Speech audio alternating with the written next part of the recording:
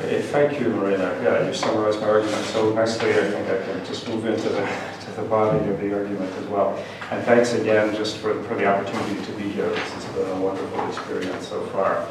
So, as Marina suggested, I want to talk about one of the key dilemmas for Russia's political economy. Perhaps an antinomy is the right word, given what Mark told us about the other night.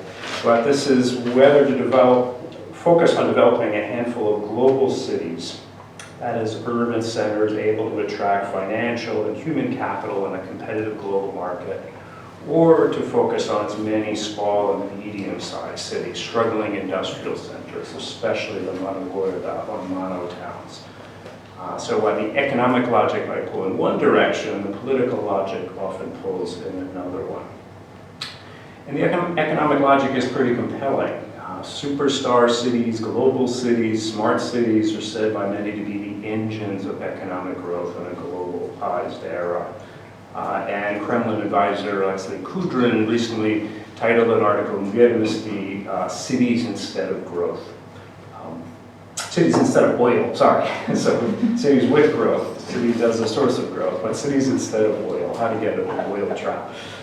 So Russia's built urban geography is quite different, almost uniquely. Rather than a few large metropolitan centers, Russia contains hundreds of small and medium-sized cities, many of them that rose up during the period of Stalinist and post-Stalinist industrialization.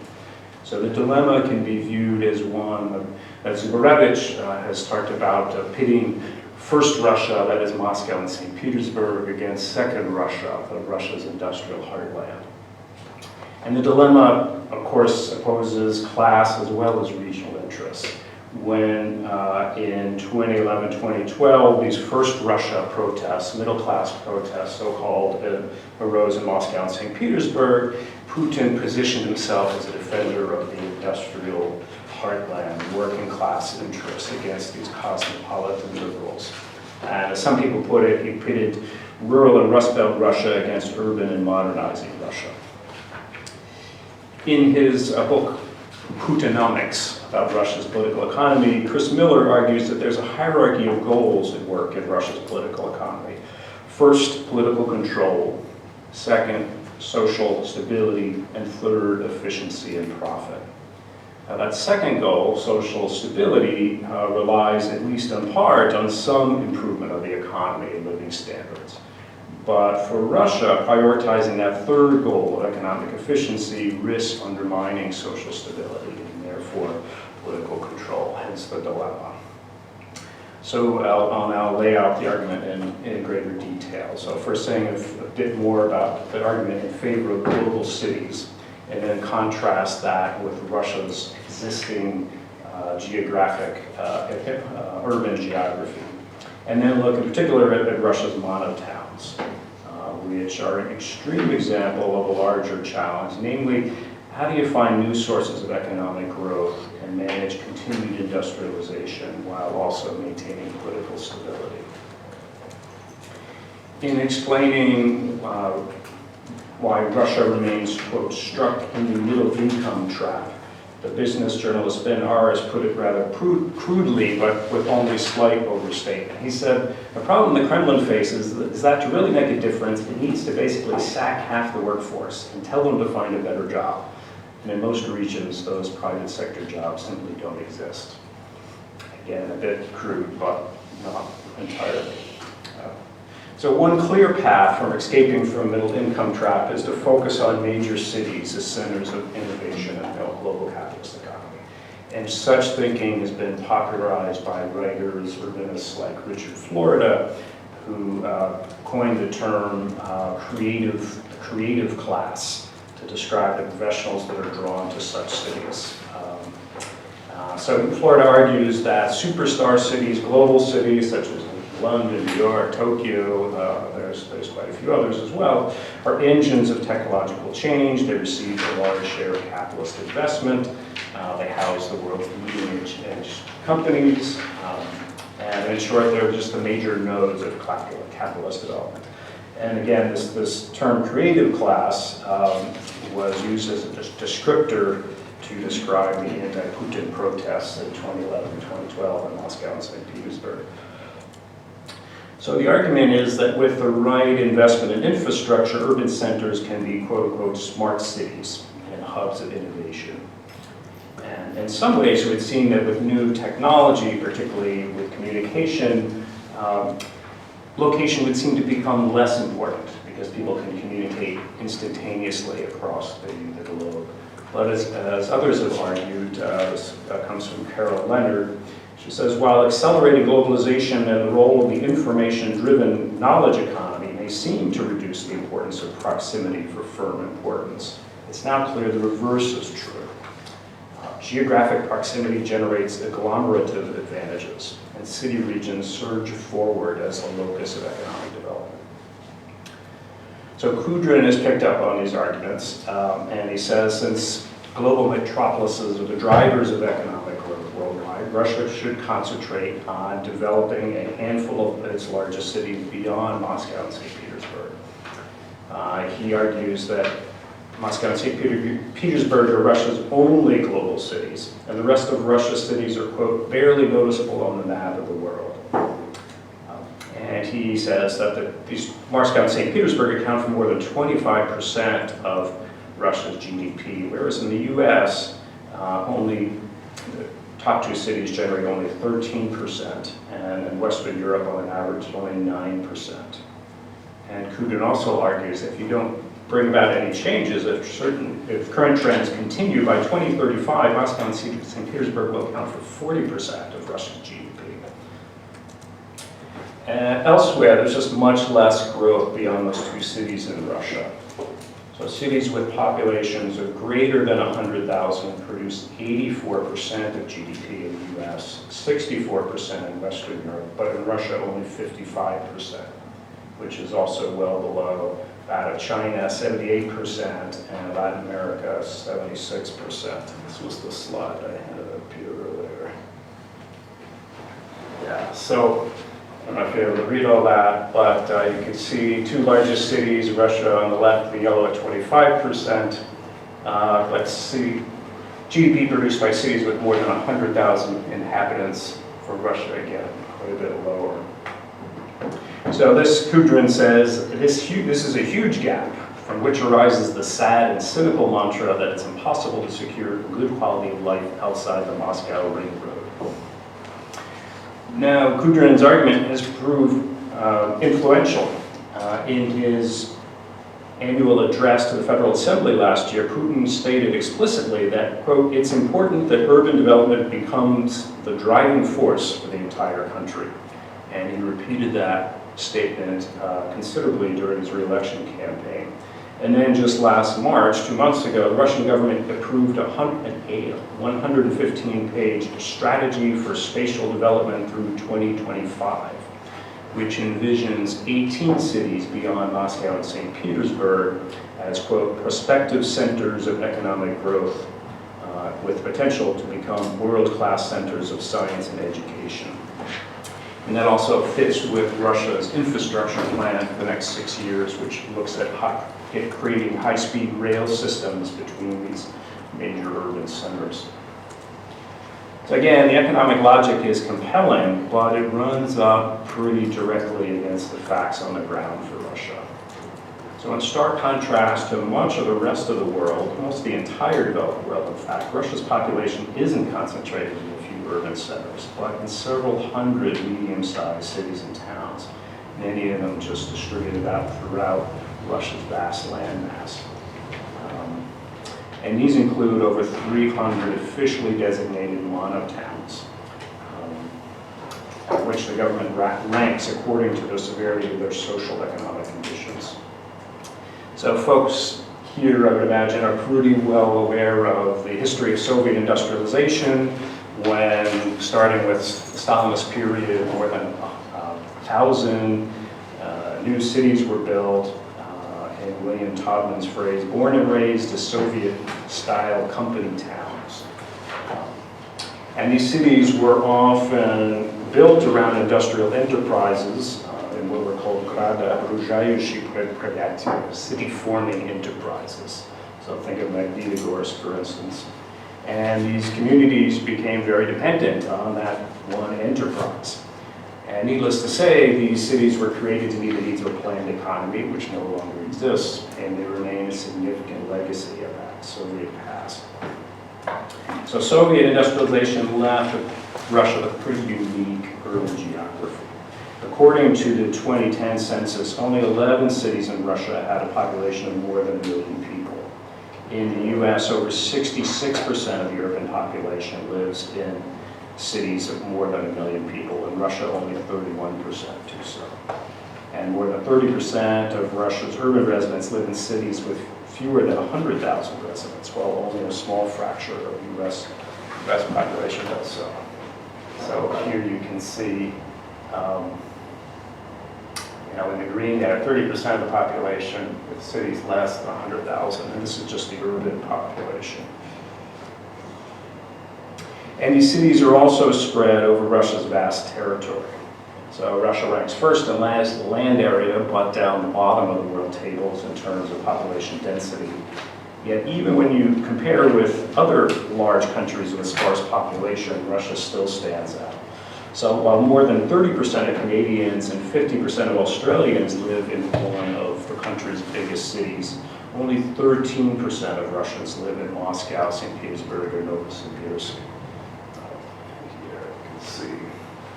So quite a bit different compared there, or just looking more geographically, you can see Russia, Australia, a few big cities, same for Canada, but Russia is just much more dispersed, even with a huge population in Moscow. And then again, what's sort of surprising is even when you include Novosibirsk, Russia, only 13% of the population lives in Russia's top 3 cities, but according to Kudrin, 25% of the GDP is produced there, and again, he says it's going to grow to potentially to 40% by 2035. So then, if you add the development of Siberia in the Far East, often done in the Soviet period for geopolitical reasons rather than economic efficiency, you find an industrial legacy that's at a threefold disadvantage. First, in terms of isolation, just the sheer distance from consumers and suppliers. And then secondly, the infrastructure, transportation infrastructure, that was not great in the Soviet period and often deteriorated in the years since. And then third, placing industries in cold climates, as Cliff Gaddy and others have written about, that just add more to the cost. So of course there were dramatic changes following the Soviet collapse, but much of this industrial and economic geography remained in place. Arguably because in the 1990s there was the fear of social explosion. One of the things that happened, contrary to predictions, many people predicted there was going to be huge unemployment and a huge wave of factory closures in the 1990s. That simply didn't happen. Instead, you had very low wages and this crisis of wage arrears. So the factories, for the most part, the large ones at least, stayed open. Though you had a wage arrears crisis, you had protests that culminated in the rail wars just as Putin came to power. Now, with the economic boom of the 2000s, you might expect that there would have been greater transformation, but in fact, Kudrin says that the situation actually worsened from 2000 to 2008 because the oil boom meant that the relative contribution of cities to the economy actually declined. And oddly enough, the monotowns, given the boost in commodity prices, monotowns fared relatively well, so that sort of removed another impetus for change. But then you had the global crisis of 2008, and commodity prices bottomed out. And that led to fears, again, of substantial unemployment and social unrest. And people began to talk about monotowns, really, for the first time. One of the events that led to this was an article in Vedomosti by the economist Evgeny Gottmacher, who wrote an article speculating about protests in monotowns spreading all the way to Moscow somehow. He titled the article Novocherkassk 2009. And Novocherkassk, as many of you probably know, refers to this town in southern Russia where workers protested in the Khrushchev era and were shot and killed. And we know that this one incident has continued significant historical resonance because just a few months earlier, that same year, 2008, President Putin visited Novocherkassk and laid flowers at a memorial to the workers killed in 1962. Again, just months before Guntmacher's article. And the Russia's Federal Mass Media Inspection Service warned Vedomosti that the article could be considered an attempt to incite extremist activities and be a violation of Russia's anti-terrorism law. 6 months after that, after the Guntmacher's article, in May 2009, protests erupted in Pytalovo, in the Mono town in Leningrad Oblast. The 3 interrelated factories shut down, workers weren't paid, the hot water got cut off, people stormed the mayor's office, and then they blockaded a major highway, creating a 400-kilometer traffic jam. And then, he was no longer president at the time, he was prime minister, but Putin helicoptered into Pytalovo. And then on national television, he dressed down Oleg Deripaska, the billionaire oligarch who owned the factories there. And in a scene that became known as the bending of the oligarch, he demanded that Deripaska sign this agreement on television. Here it is. This is captured from YouTube. Come here, Oleg. And then here's the bending of the oligarch. And then if you see the scene here, Deripaska sits down and Putin turns and says, "Give me my pen back." And again, this was shown repeatedly on television. And so the sort of bending of the oligarchs, some have speculated, was also a signal that the oligarchs had a social responsibility. So, following this, the government established a commission to monitor the country's monotowns. So there's an official list of 319 monotowns currently. And that compromises about 14 million people, so roughly 10% of Russia's population reside in a monotown, according to the government. They're far from identical. The largest is Tolyatti, which has a population of close to 700,000, where until recently 1 out of 7 people worked at Avtovaz, this huge auto factory. Some are quite small, some are less than 5,000, but most are somewhere between 300,000 to 500,000 in size. They also vary in terms of isolation, in terms of the viability of their city-forming enterprise. And as a result, the government has categorized the monotowns according to their level of social economic concerns. And in fact, the entity it put in charge of monitoring this was not some sociological institute, but it was the FSO, the Federal Security Service. And they sometimes refer to these categories as green, yellow, and red monotowns. And the worst off are sometimes known as the Red 100. Let's see. So here is some Russian colleagues have published this. You can see the sort of dispersion of the monotowns. Again, they're categorized by how closely isolated or not they are, and their population size, and so on. So when the economic recovery happened in 2009 and 2010, the monotowns sort of faded for a bit from public discussion. But then in 2014, global oil prices dropped.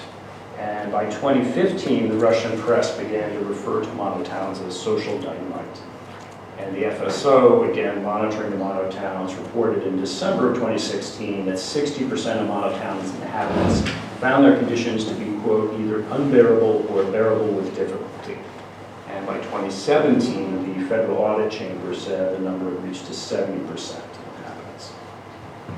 The government created an official fund for monotown development with the support of 2 major state banks, National Bank and Sberbank. And in the past, before this, the government had been providing subsidies either overtly or implicitly through related enterprises to keep the city-forming enterprises running. And this led to a criticism from the World Bank and others that Russia should avoid, according to the World Bank, subsidies on non-vital enterprises in lagging regions. since that risked repeating the errors that created the monotowns in the first place. So the Russian government shifted to a more entrepreneurial approach, looked to create new sources of jobs beyond the city-forming enterprises. And they came up with quite a few schemes. Some of them are sort of interesting, actually. Samyatana Kulyasov pointed to the Canadian example of Dawson City, which is a city that's popularized by the novels of Jack London, and said, well, maybe you could turn some of these cities into tourist centers. But I think there's probably a limit to how many people are going to visit sites of former gulags or monuments to hero shop workers or something like that. So first Deputy Prime Minister Shuvalov claimed that the government was going to create 250,000 new jobs for monotowns. Many of these were going to be temporary jobs, but the bulk was going to come from private investment. Critics have said this idea of private investment for monotowns is utopian. Among other things, the idea of just creating service jobs in isolated monotowns makes little sense, since where are people going to have money to buy the services if the wages of a major employer is simply lagging? Zubarevich, who is arguably the leading expert in Russia's regions, had a more colorful metaphor for describing questioning the government's hopes that private investors would solve the problem of monotowns. She said, put it this way, she said, in a country with a disastrous investment climate, the last place to invest money will be monotowns lacking industrial assets. Here's my question. Why would you choose a one-eyed, squint-eyed bride when you can have a cute and long-legged one? Those are my words, those are hers.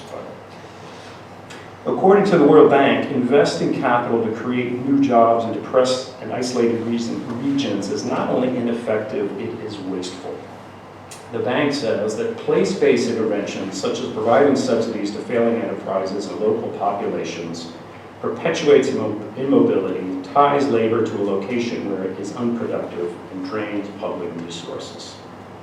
They go on to say the cost of keeping labor in the wrong locations includes lower productivity, reduced GDP, slower growth that can lead to, quote, the fossilization of the economy.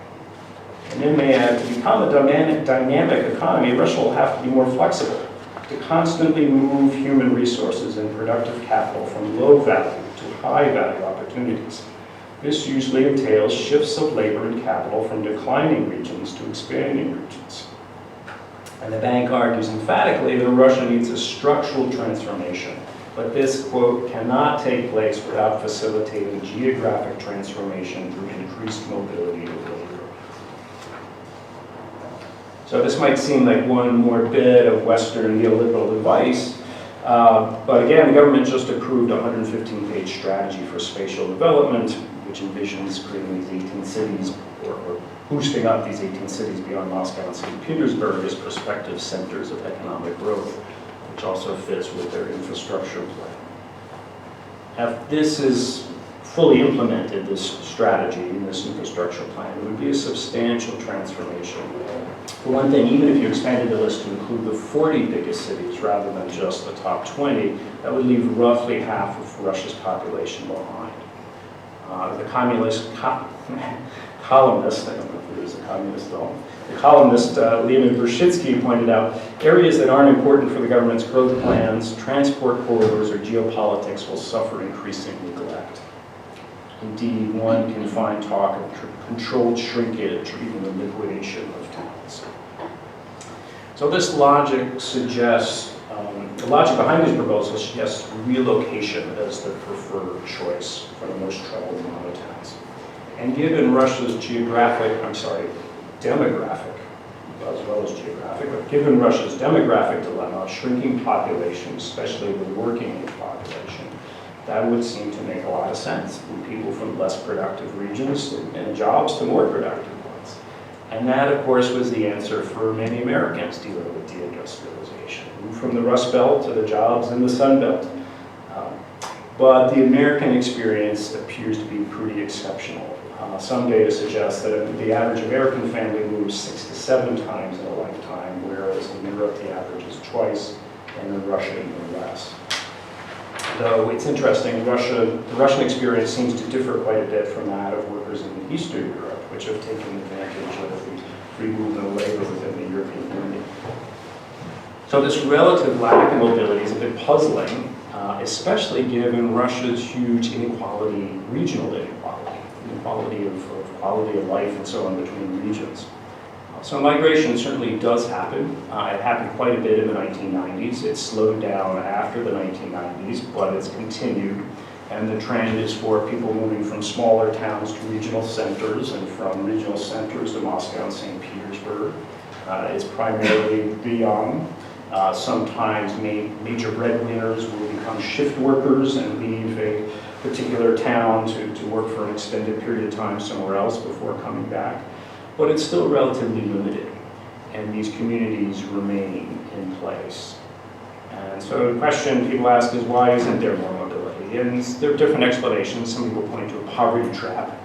How do you end up selling a house in Norilsk or something like that, an apartment, and getting an apartment in St. Petersburg in exchange? People are also getting mired in debt. Some researchers refer to cognitive barriers, that people are just not really, just have cognitive problems and trying to leave. I don't buy that argument as much. I find much more convincing the fieldwork or the research based on the fieldwork that Jerry Morris has carried out, where he talks about people making monotowns habitable, making them just figuring out ways that make it work for them in ways that they simply don't want to leave, even if few outsiders would agree that they seem habitable. And this suggests a pretty significant problem for the plans of shifting population to more productive areas. In fact, it's true even if you look for what would seem to be the very convincing case of closing down these small villages in the far north of Russia. By one estimate, it would cost $50 billion to close down those villages and relocate people, again, from isolated villages just in the far north. The researcher Paul Gogol has said that even if the government had funds for relocation, it would still have to handle, quote, the opposition it would face from the villagers if it were to try, since a significant share of the population of these villages has little or no interest in moving away from where they call home. And in the paper, I make some anecdotal references to people living in seemingly undesirable communities, monotowns like Azbest, which the very name suggests what the main product is, or Norilsk in the far north. In Azbest, you can find female pensioners who boast that we built this city with our hands. And young mothers, they claim, well, we lived in St. Petersburg and Yekaterinburg, but our city still pulls us in.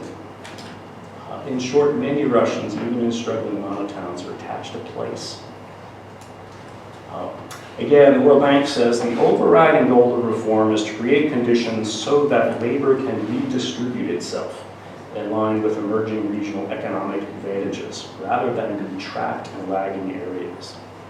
But the talk of labor redistributing itself treats Russia's people as if they're just another factor of production, or as if life choices of people are simply shaped by economic incentives alone. In the long run, it might be true, as Pershidsky argues, that, quote, the grim reaper is coming for those once bustling little towns where people have moved from the villages. In a country with too much space and too few people, much of the territory is doomed to be a huge flyover zone. I don't know if that flyover zone has a resonance to folks outside the U.S., but it's what people in the U.S. say for folks that fly from New York to L.A. and back. The rest of the country is just simply the flyover zone. And they have a similar phrase for Finland. But that may be true in the long run, but unless that process happens very gradually, and by very gradually that undercuts the goal of economic growth, such policies are almost inevitably going to lead to protest in some form. So the dilemma extends beyond geography and economics.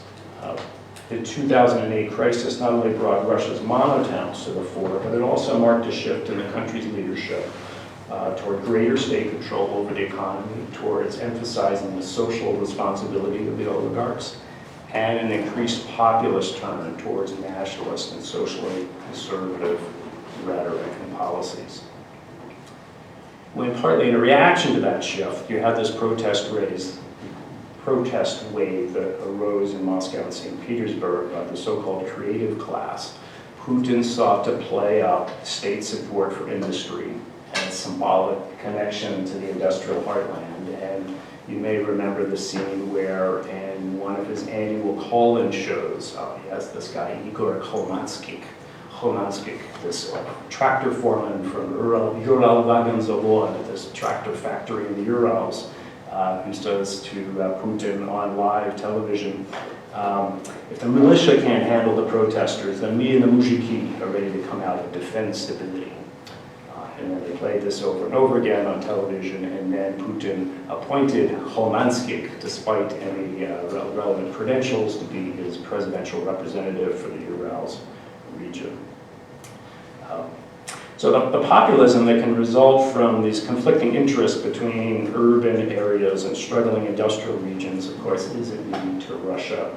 The German sociologist Wolfgang Strick has talked about the causes behind what he calls Trumpism.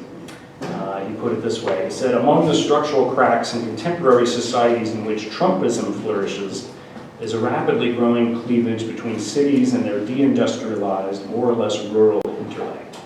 Cities are the growth pole of post-industrial societies. They are international, cosmopolitan, and politically pro-immigration, in part because their success in global competition depends on their ability to attract talent from all over the world. And then he adds, geographical separation has deeply divisive cultural and political consequences. So interestingly, given this populist backlash, even some of the more liberally economic-minded international institutions are now revising their advice, at least to the ones that they give amongst themselves. So the OECD came out with a report earlier this year that says, given, quote, large and persistent inequalities in regional economic performance, in many regions of the world, there is a growing need for place-based policies to address them.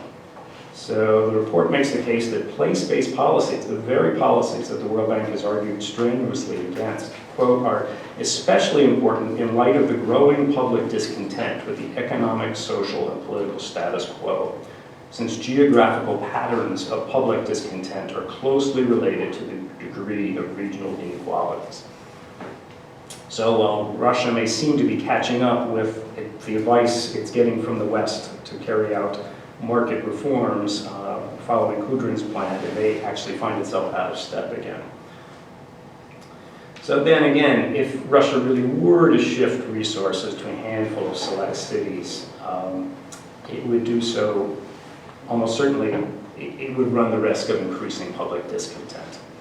So such a strategy would require placing economic efficiency as a higher priority above social stability and ultimately political control. Yet, just simply living with slow economic growth, that of course also entails a risk to social stability. So that, in short, is the dilemma. For a country with limited resources, do you invest in the hopes of creating a handful of global cities for the future, or the realities of Rustbelt communities struggling with past legacies? And I will stop there and take any questions.